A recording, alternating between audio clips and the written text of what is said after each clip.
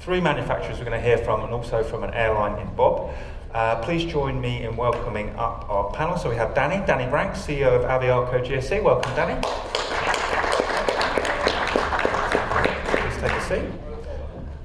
Next we have Jurek, who is Managing Director, TLD, Middle East, Africa and India. Welcome, Jurek. Thank you. Please take a seat. We have next up Bob Gurr, who's Country Manager, South Africa at Proflight, Zambia. Welcome to you, Bob. Thank you. And last but not least, we have Raghunandan, who is CEO and Managing Director at Nandan GSC. There you are, over there. Thank you. Welcome. Please take a seat. And we're going to go in the order that I've called our panel up. So first, we're going to hear from Danny. And remember, our topic is around GSC, optimisation, electrification, automation, developing a strategy that encompasses those angles for Africa. Danny, if I hand you this clicker, I think you have a video that will get loaded up to show us. If the AV guys are ready.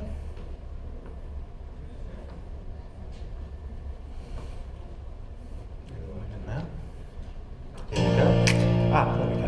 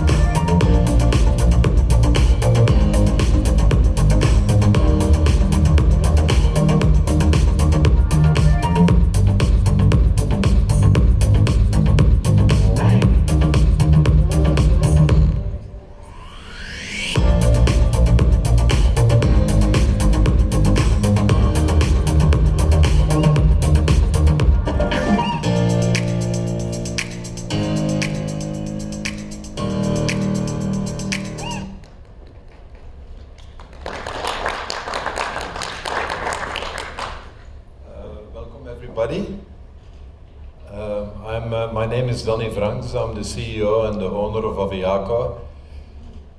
We are a company based in Europe and in the Middle East, and our specialty is the refurbishment of ground support equipment. So basically what we are doing is we are buying machines from the market, we refurbish them and we give them like a second lifetime.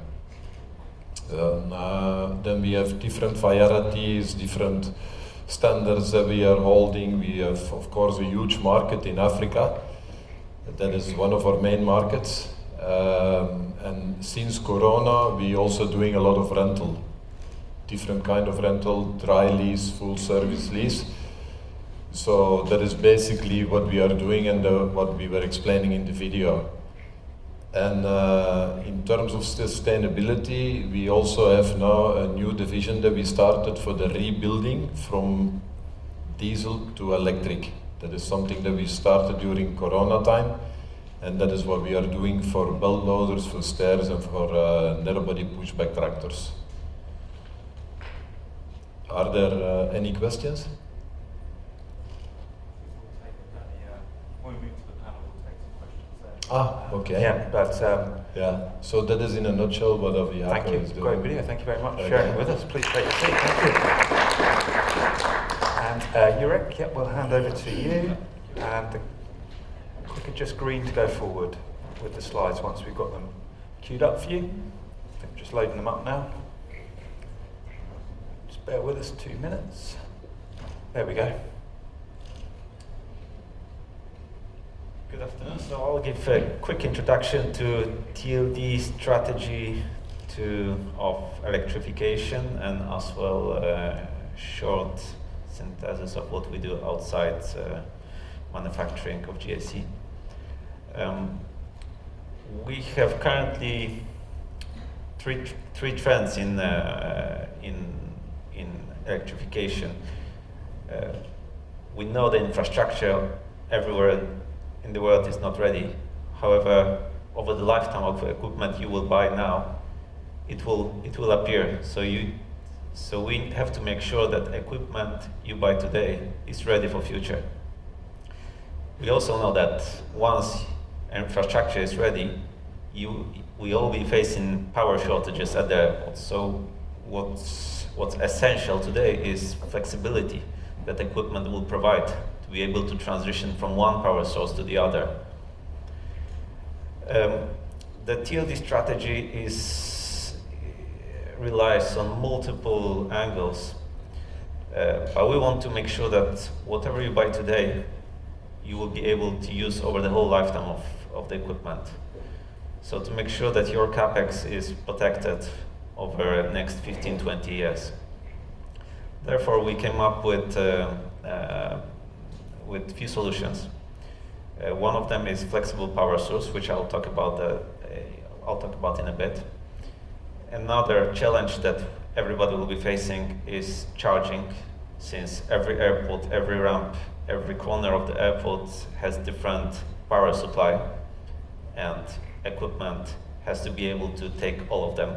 So this is one of the solutions that we very, very actively work on. Another thing that's coming up, and it's getting more and more important, is optimization through telematics.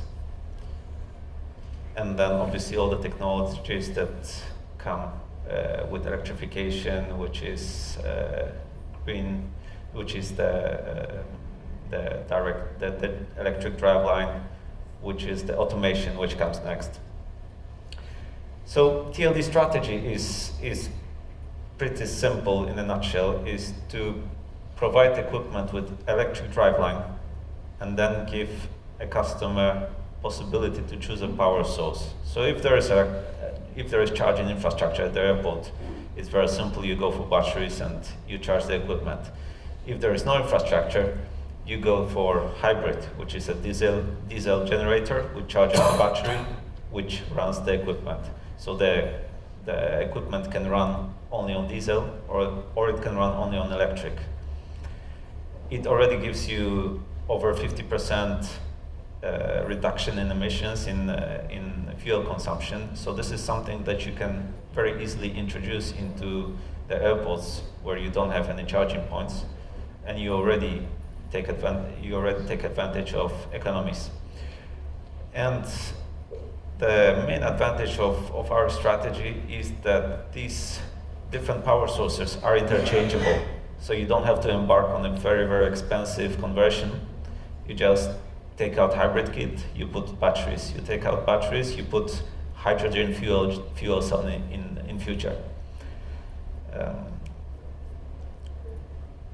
Another thing I talked about is charging. So airports are not prepared, and it's not a case in Africa. It's a case all over the world.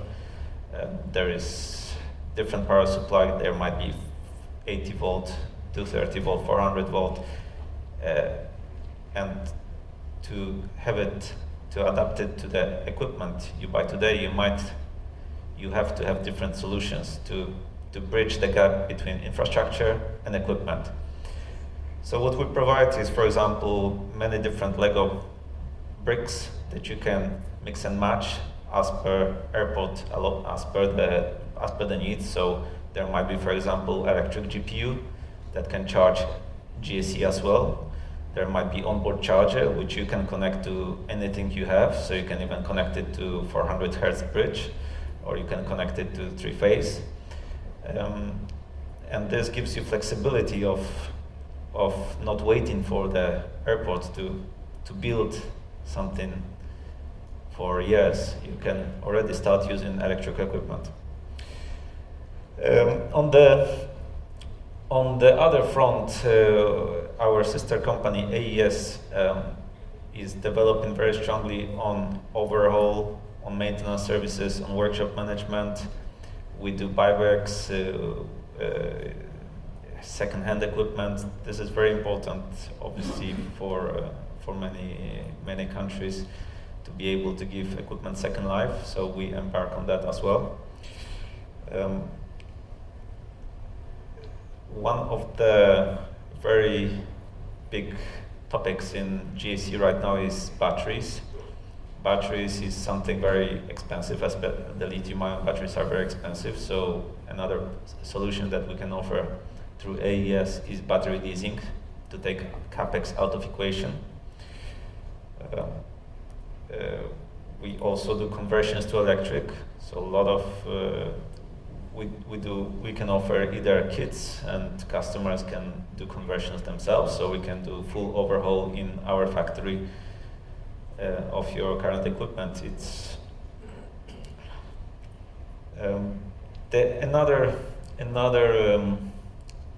thing that we worked on extensively over the last few years is digitalizing maintenance, digitalizing equipment. This is a growing sector in GHI market, and it will become more and more important in future with automation coming up. Well, that's a dashboard of the equipment of the software we're using. Thank you. Thank you, Rick. Thank you. Oh, thank you very much. There you go. I want to go forward. I have to go back. Thank you. Good afternoon. Test it again. Got the microphone? Hello? Can you hear me? No? Here he's on. Hello? He's on. We're getting a thumbs Hello? up. You can hear me? Yes. Okay, we're on. Sorry. The African sense of humour. Ladies and gentlemen, good afternoon. I'd just like to start by thanking Max for the opportunity to speak on this topic. I've been attending GHI conferences for longer than I can actually remember, and today is the first time I've actually attended as an airline. So a lot of my perception is based on my previous life as a ground handler. And I do see a lot of red lanyards in the room, so I'm glad to see a few ground handlers in, as well as airlines and the manufacturers. So, without any further ado, a GSE strategy for success. You'll see my slides are very basic. I typed them myself. All right? Okay. Okay, so what is the best GSE strategy for success for Africa? And I think we all know what KISS stands for. And I believe that what we need in Africa is a very simple solution in terms of GSE. We do not need all the bells and whistles in many of the markets where handlers and airlines operate. There are obviously some very sophisticated markets in pockets of Africa where the wonderful GSE that's on offer would be good for and would suffice. But the important thing, I think, for us as people in Africa is we must have equipment that's fit for purpose. We, as handlers and airlines should not be we should not be taken in by all the shiny bells and whistles that a piece of equipment might have, when A, you may not need to use them, and B, they may be very difficult to maintain in a real-world African environment. Another thing which I think we must not forget is that the majority of African carriers operate narrow-body operations. There are, again, some pockets where there's a big wide-body operations, but if I look at 80% of handling in South Africa is narrow-body operations. And in many other parts of Africa, it's the same. As an example, for Proflight, we operate small-gauge aircraft, we operate CRJs, and we have just introduced a 737 operation. And our GSE needs from a handler are very, very basic. And I would hasten to say that for a lot of African carriers, the needs are very, very basic. We need a baggage hauler, we need baggage wagons, basically, because our aircraft come with steps. And if it's a remote stand, we might need a bus, and we might need a tug if we don't have power in, power out stands. Other than that, very, very basic. And then, of course, we have this wonderful just-in-case equipment of air start units and GPUs and toilet and water carts, which every airport needs. An air start unit, as we know, costs an absolute fortune, and a ground handler is never going to make any money out of it. That's the reality of it. So what are the African GSE requirements? Must be easy to be maintained. The simpler, the better. Spare part availability. Local sourcing of parts, if possible. And that is quite possible with a lot of the equipment having standard diesel units, drivetrains, etc., etc. Local sourcing, I've mentioned. OEM after-sales service. I think in the past, Africa has suffered, and please don't take this the wrong way, GSE manufacturers and suppliers, we have suffered from the inability to obtain spares in a rapid manner. And it always amazed me, because we are an aviation industry. So if I want to get a spare part from Germany, I'm going to use Germany because there's no Germans on this panel. If I wanted to get a spare part from Germany, there's 10 or 12 flights a week from Germany to South Africa. But it still takes you 3 weeks to get a spare part. And I've never ever understood that. And when you've got a very expensive piece of kit, wide body tug, etc., sitting waiting for a very small part for weeks on end, it does not make any sense to me. So the equipment manufacturers, I would implore you, let's get the turnaround time on spare parts as jacked up as possible. And then in terms of Africa requirements, let's look at universal equipment that can fit more than one type of aircraft. Let's not go too specialized. So steps that can fit both narrow and wide-bodied aircraft, as an example, the so-called universal step. Hybrid loaders. In many, many countries, there is not a huge demand for freighter operations. But it's always good to have that one piece of kit that can at least reach the main deck of a 747 when that aircraft does come into your station. But let's use it every day on the normal wide-body aircraft. So to have a purpose-built main deck loader lying around for a what-if doesn't make any sense. So let's look at, okay, a hybrid loader is not the be-all and end-all because it can't take 20-foot pallets, it can't do this, it can't do that, but it can do the job. And I think it's quite important that we as a continent, we should look to do things as simply as possible. Green initiatives. One thing we have in Africa is a lot of sunshine. So solar power and charging should not be an issue. However, there are very few airports and ground handlers who have the funds to invest in a whole field of solar panels. And it would be great if the OEMs could assist in procuring the infrastructure needed to actually work with the equipment they are supplying to you. So things like help with credit facilities, interest-free loans, where of course it's possible,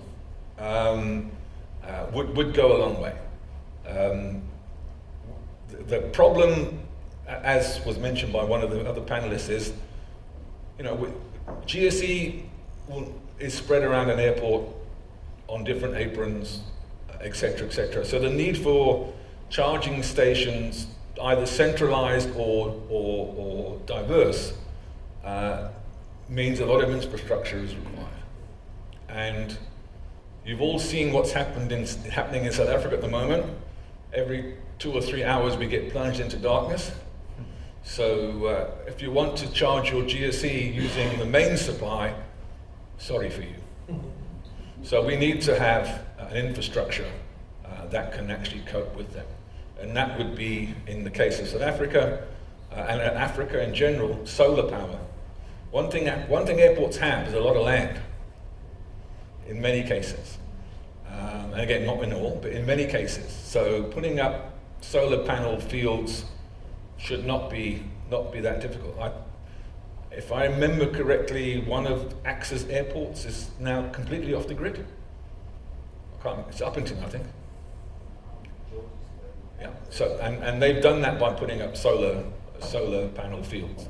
So there is definitely an opportunity in Africa to go green using solar. And then we of course have LPG, but once again, you need to invest in the infrastructure for production and storage of this type of power supply. Autonomous GSE. I asked the question, is it one step too far for Africa? I would say today it is. And for all the reasons I've mentioned before, airport infrastructure in the main, you have to have a very, very good guidance system for this type of equipment. It has to be stable, has to be accurate, and you have to have people who know on the ground how this stuff works and don't get in the way of it. So maybe in some of the major hubs, such as Addis, Cairo, Joburg, Nairobi, Lagos, there are very few large hubs which could probably justify that sort of investment and that sort of equipment. But certainly not the majority of African countries. And then I've said C-slide 1, that refers back to the KISS. We in Africa need to keep it simple. Because our supply chains are a problem, our staff turnover is a problem, training is a problem. The reality is that our workforce we are a young workforce. It's been mentioned previously today that the medium age in Africa is 19. So we've got to bring people into the market. And these guys are not, they might be able to transfer money from one phone to another, but they're not necessarily tech savvy. I think we need to understand that as well. So that's it from me. Oh, look at that, almost perfect timing. Right, time, well done, Bob. All right, so thank you very much. Please take a seat, and Raghunandan will move through to our final presentation and then take some questions. We'll just get you queued up.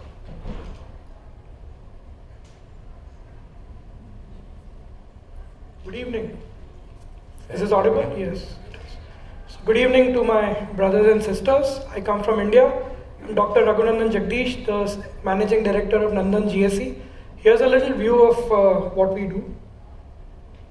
It takes grit to gain glory, conviction to conquer, drive to thrive, question the norms, challenge the conventions, transform aspiration to inspiration, systems to ecosystems, and shape a future that fascinates. A leading provider of specialized handling systems, we at Nandan GSE enhance productivity, performance, and safety for our customers worldwide. The insight of J.C. Kumar, our founder and chairman, and the foresight of Dr. Raghunandan Jagdish, our MD and CEO, has propelled us at Nandan GSE to become a global leader in the industry. With a presence in over 25 countries, we at Nandan GSE have a track record of delivering over 10,000 equipment and adding value to our customers for aviation GSE, defense systems, specialized material handling solutions, and truck and container loading systems. We invest in our team with the best quality of coaching, mentoring, and training with our own knowledge and learning integrated with our cloud-based ERP.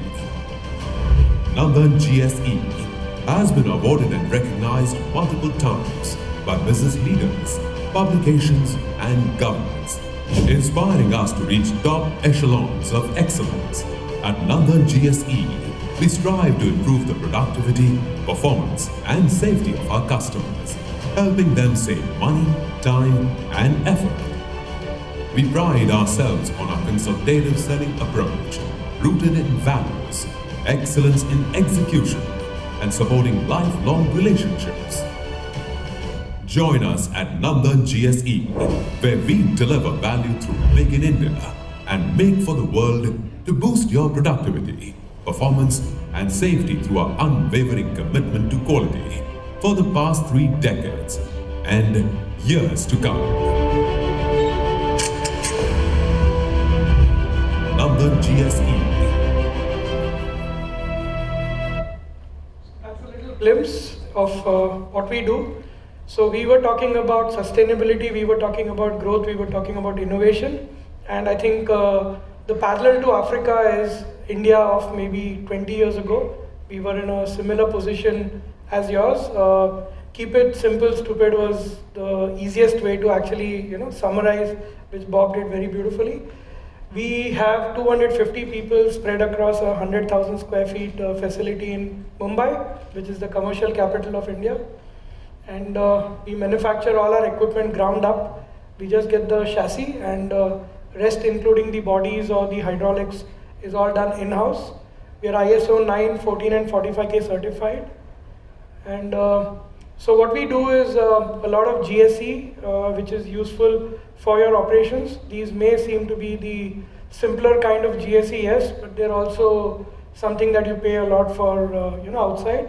Flight catering, high lifts, ambulifts, step ladders, both towable as well as self-propelled on chassis.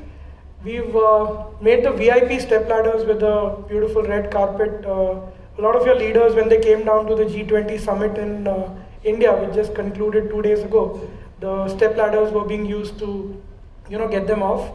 We also make a lot of MRO equipment spread across for different systems, for defense, material handling, as well as car parking and other things.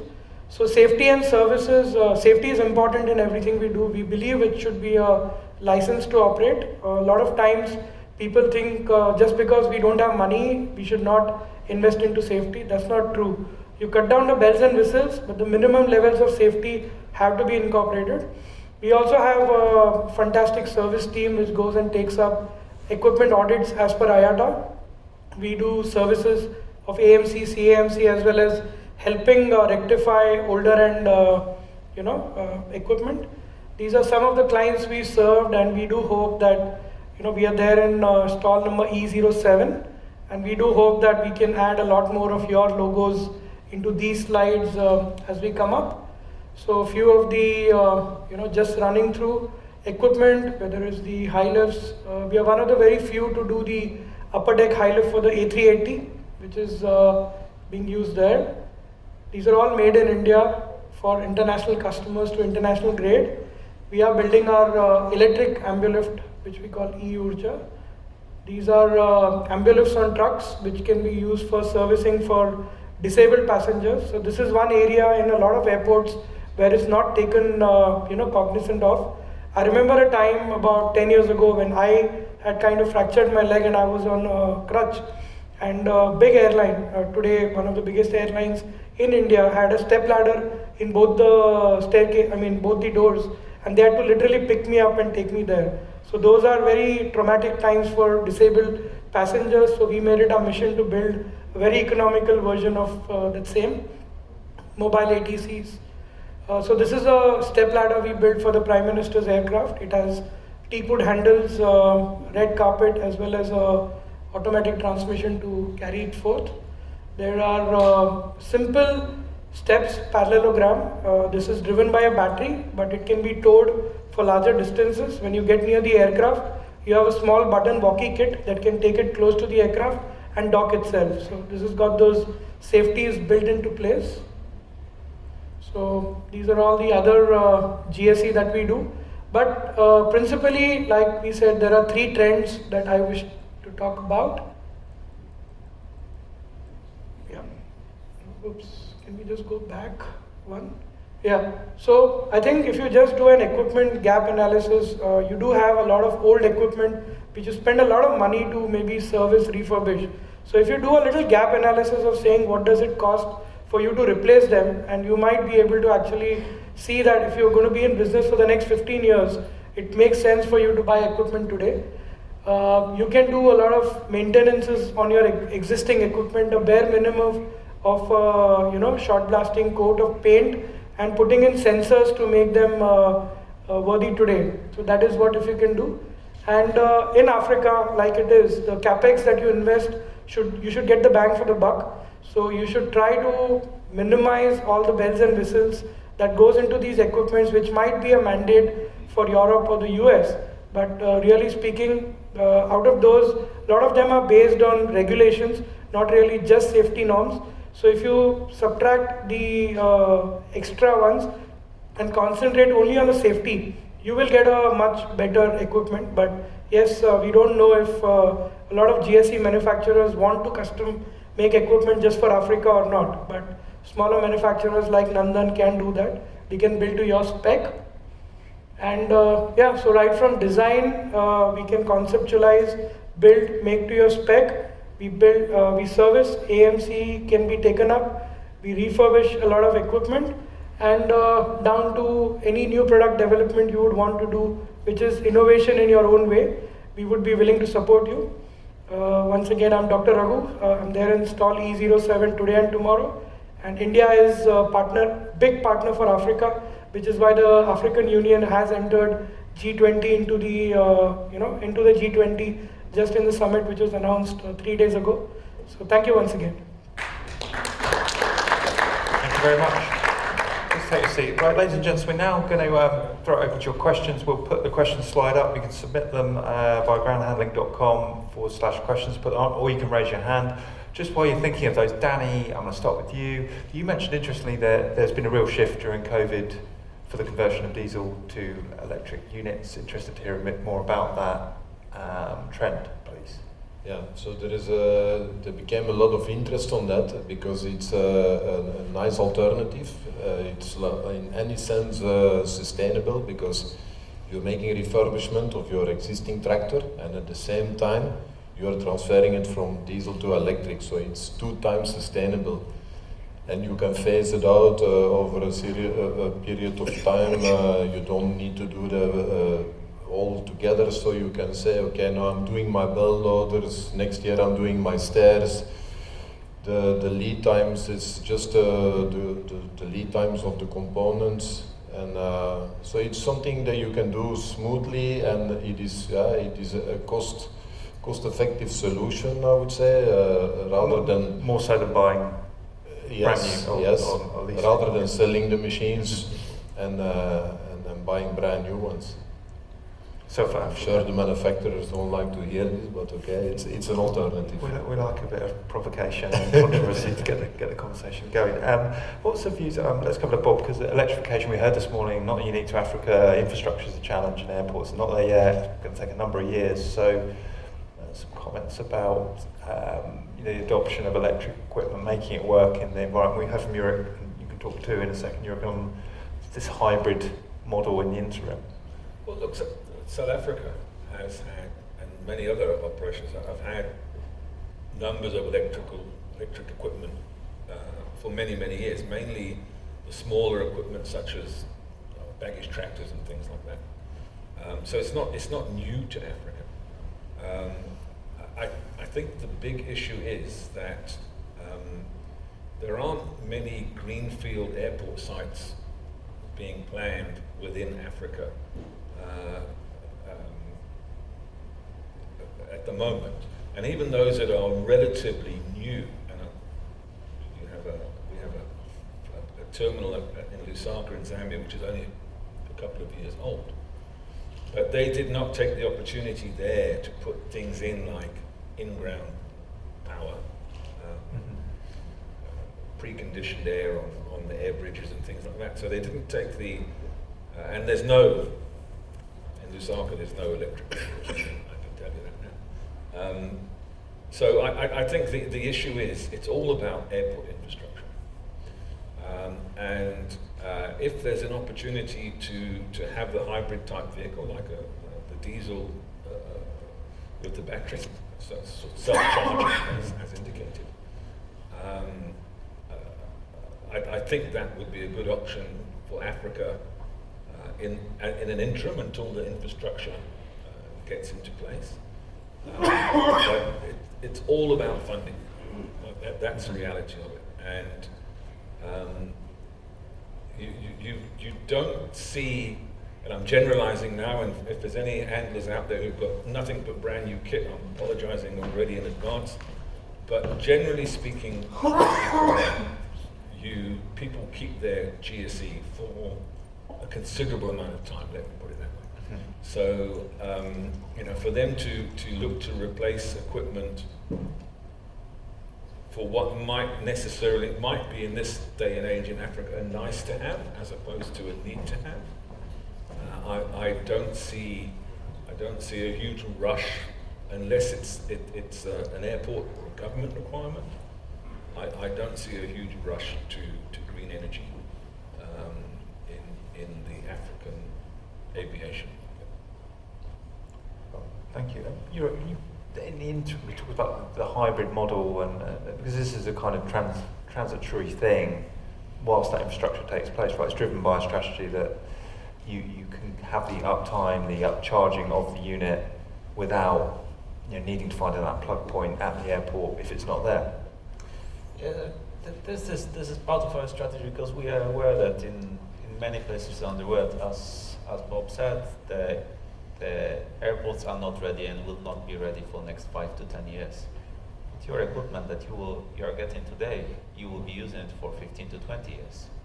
So hybrid model is something that will bridge this gap of until the time airports will require you to actually introduce electric, and then you will be able to switch from diesel to battery without any cost, or with very minimal cost. Because conversion, we encourage conversion. It's good for environment. You give equipment second life, but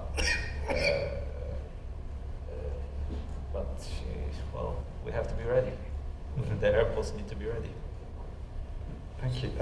Raghunandan, do you want to make a comment on that? So I have a perspective saying in sustainability, what it doesn't mean is that overnight you're going to change things. It is only about reduction. So a lot of electric, especially in a place where you have thermal power, you're burning coal, you're converting that, getting it here and charging an equipment, which again you consumed a lot of energy to make. So really speaking, in a place where the electricity for the grid is not enough, to use that to charge equipment alone is not really sustainable as of this age. So like, they were saying, to make your equipment future ready, that is today you're making something that tomorrow you can always upgrade, is a better solution for the new equipment.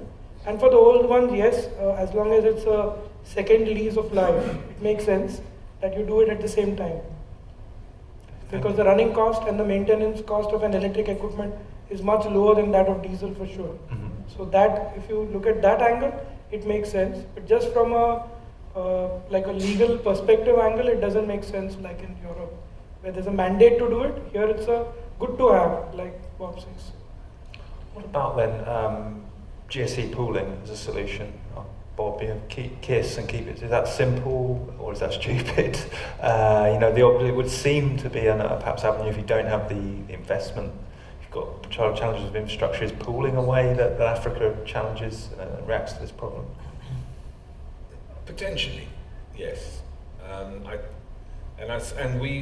For a number of years in South Africa, we had a situation where the smaller domestic stations, which back in the day you had 3 ground handlers at, it was not viable to each one have a GPU, an air star, a passenger, we call them PAU, passenger aid unit, ambulift. At each, to have 3 of everything at each of the stations didn't make any sense. So there was an agreement in place that I'll supply the kit at that station, you supply it at that station, and the other guy will do it at that station. And for many, many years it worked very well. Of course, it became an issue when you had 2 aircraft on the ground at the same time, with one being handled by the guy whose GSE was there, and the other by the handler who needed to borrow the GSE. But generally speaking, it worked very well. I think the issue of GSE pooling at larger hub stations, to me, I believe, would be problematical. And again, I can only quote you the South African scenario, where you basically, the Johannesburg operation, which is the biggest hub in South Africa, is very much a peak and trough operation. So that you've got an awful lot of handling going on in the morning, and an awful lot of handling going on in the evening. I'm talking about wide body handling now, not necessarily narrow body handling. And all the handlers have the same peak. So to try and share equipment when you all need it at the same time, it may not be the solution. But certainly in some smaller operations, as long as it's handled properly by the parties, which it should be, it could be an answer, yes. Views from the other panel members on pooling? Dan?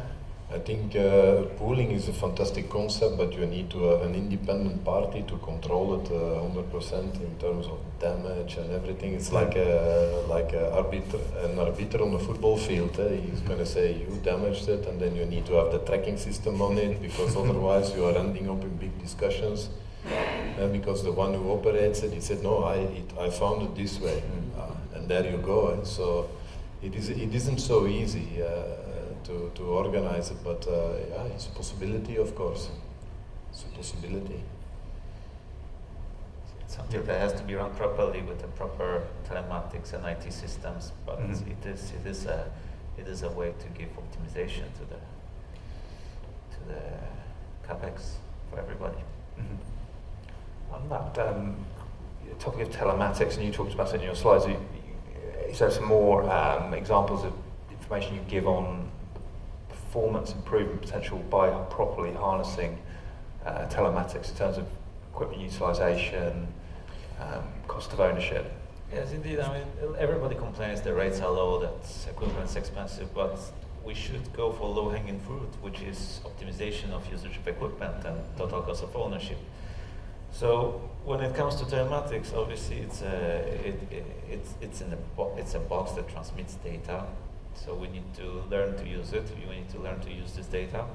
But if you integrate telematics with different systems you have at the airport, with air traffic control, etc., with maintenance, you can really run huge savings by making sure that you have the right amount of equipment for the plane. You can load the, for example, amount of bags you have in the plane that's going to land in 15 minutes. So you can deploy the right amount of baggage tractors. You have infinite possibilities to run this savings over long term. So it is a subject that's growing, and it will be very important in the next few years, I think. What does the panel see as the key differences between the GSE strategy for Africa now, 2023, versus pre-pandemic? if any? Is there any difference? Well, You want me to go first? yeah, you go. I'll pick on you. But you know, are we where we were? Do we see any unique challenges now coming out of the pandemic, or would the strategy be the same as it was back in 2019? I think the strategies were being formed before the pandemic. The greening of equipment was already gaining a lot of traction. So I don't particularly think the strategies would have changed much. I think what the pandemic has done is maybe set back the actual implementation by, depending on the particular environment, by a period of time. You know, it might be 6 months, it might be 6 years, you know, depending on the environment. Because it goes without saying that the industry was totally flummoxed by the pandemic, the impact that will be felt for a number of years to come. So I don't think the strategies have necessarily changed. Potentially the timeframes have been stretched. No, I agree. I think it was frozen for the time of the pandemic, and now it was expected that it was going to come back immediately after. But now the industry is dry. There is no money, so the business is back, but there is no money to start again. So that's why the rental is going well as well. And I think it will take some time before everybody gets enough money to replace his fleet for electric. Also, it's quite costly. And do you think, would you estimate how long do you think it set us back by? Are we talking 3 years, 5 years, longer? It depends. It depends on if it keep going like this, and with the situation in the world. Also, everybody is hesitating a bit. Certainly in Europe, because we are much closer to the war, like where it is in this part of the world. So I can feel it that in Europe everybody is like a little bit cool down and want to see what's going to happen there first. So that all depends. That all depends. But certainly a few years, like what Bob is saying. Jurek, yeah. Well, I think that COVID was catalyst for change for industry. Before COVID, we were producing roughly 30% of electrical equipment. Now we deliver in over 70% of electric equipment, which is huge. But what's really important, I think, is now the mindset has changed, and what customers are looking for is flexibility. So obviously, capex is a problem. So they're looking into leasing. They're trying to look into different solutions, overhauling, conversions to electric, things like that. So all this brings a lot of innovation to the industry, which is good, which I believe is something that for us as a company full of engineers, we had time to work on innovations that will be important in the market in the years to come. Would you see some of those innovations being market specific to help with the confines of Africa? Well, you would have specific equipment adaptations. To come back, the hybrid system is something that's specifically for the market where charging infrastructure will not be ready. So this is something that was absolutely necessary to provide this flexibility. Same with leasing. It's also one of the things that we try to push a lot now. Thank you. The issue, Bob, you touched on spare parts and wait times. This is nothing new. I think we've talked about this at previous GHI Africans. I mean, good memory. Yeah. But is there any sign of hope that improvement? I mean, will this just be a constant affliction, or do you think that? I think in general there has been an improvement. I think there is an understanding from the OEMs that they need to keep their equipment running. What you do find, again, I'm going to give you the South African example, what you do find is a number of the manufacturers now have representation in the country, technical representation. which allows them to troubleshoot, potentially fix the equipment with local resources. So you do find that there has been an improvement. I think, but I still, you know, I can quote examples, as I mentioned, of, for instance, a tow-barless tractor with a sensor, which basically shuts down the whole system, and this thing is probably no bigger than that. And it takes 3 weeks to get that spare part delivered. And one would assume if it was an ex-stock item, you could probably have it the next day if it was air freighted out. And to have a 10 million rand piece of equipment sitting for a sensor, it doesn't make any sense at all if you can get that thing quicker. But there has definitely been an improvement, yes. I have to say that. Yes, right. So, one perspective I'd like to add is, you know, the maintenance and the upkeep of the equipment was always taken for granted, more so in like Africa, where they used to not maintain the equipment logs and stuff like that. So that led to a lot of catastrophic failures at a critical point. If these maintenances were done, they would invest into training of their people with SOPs and stuff. The maintenance, the equipment itself would function in a much better way and longer times. Like in school, you learn a stitch in time saves 9. That's exactly that. Yeah. Where the amount of effort we would take to get that spark plug or the small sensor part in, the same amount of effort is not taken in training of that operator who's, you know, sitting there. He wouldn't follow a checklist. There are no SOP checklists followed, and then there would be failures. Yes, Bob. Yeah. I agree with you 100%. And what I believe has happened in the past and still today is you've got a key piece of equipment in darkest Africa, which is not working. As a handler, you have a commitment to your airlines to handle it.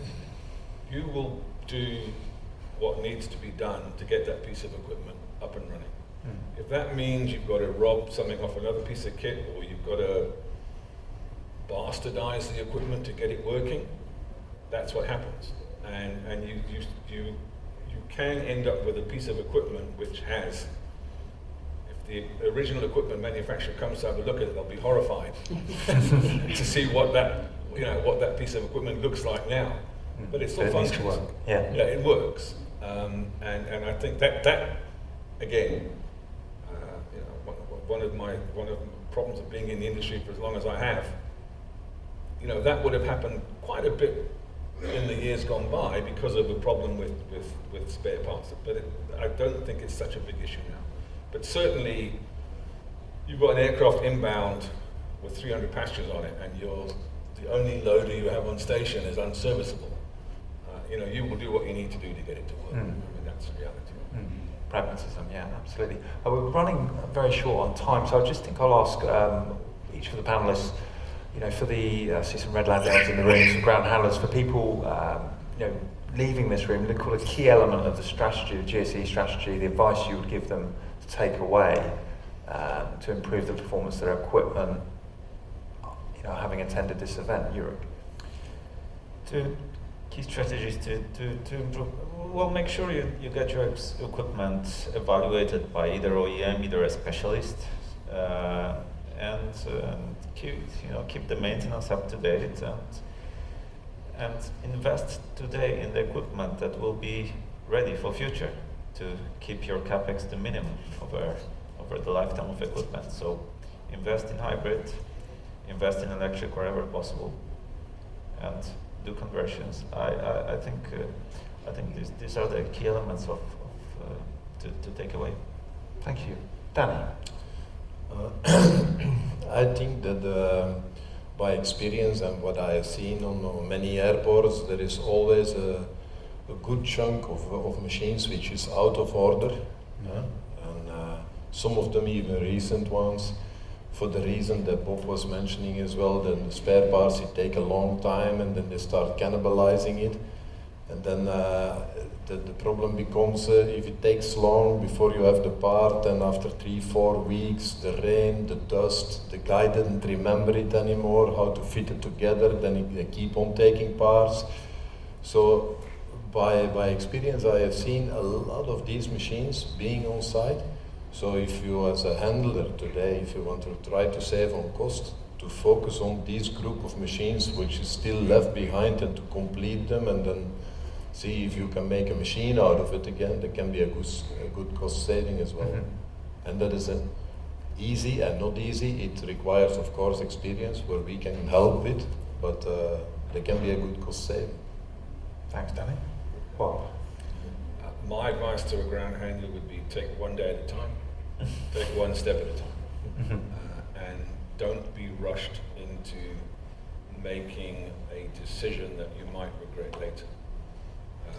So it's a journey, and so just make sure it's a measured journey into sustainability. Thank you.